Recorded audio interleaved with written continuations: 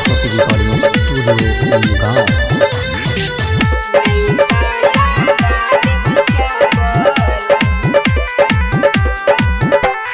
तोहर चढ़ल जवानी गे देखे के चुवैया पानी गे,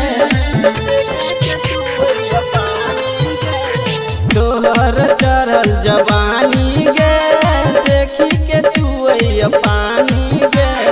मन करैया हमर के छौरी तोरा पजामे हम रहती गे सटल। बेटी रे बजबे है छौरा लटर पटर, नहीं तो लगा देबो चपल, नहीं तो लगा देबो चपल।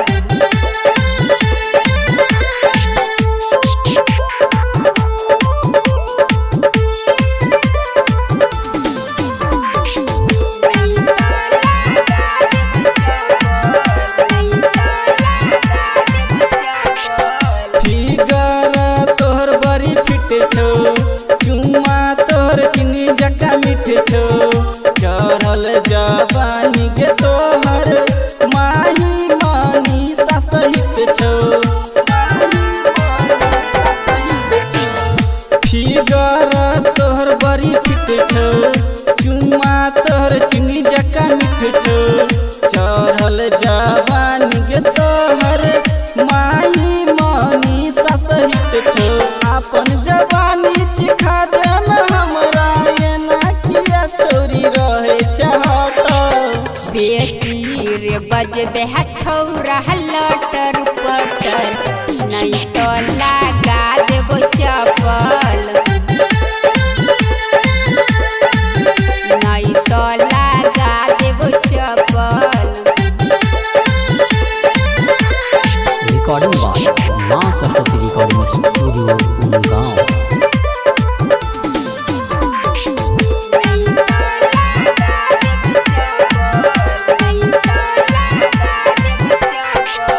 रहै छे सजल धजल चढ़के भूजा जका भूजल, मन करे हमरा के छोरी रहती हम तोहर लसूतल। रहै छे सजल धजल चढ़के भूजा जका भूजल, मन करे हमरा के छोरी रहती हम तोहर लसूतल। राइटर सुनील सिरहाली सछौरी रही जो न गे ओकरे से तू फासल।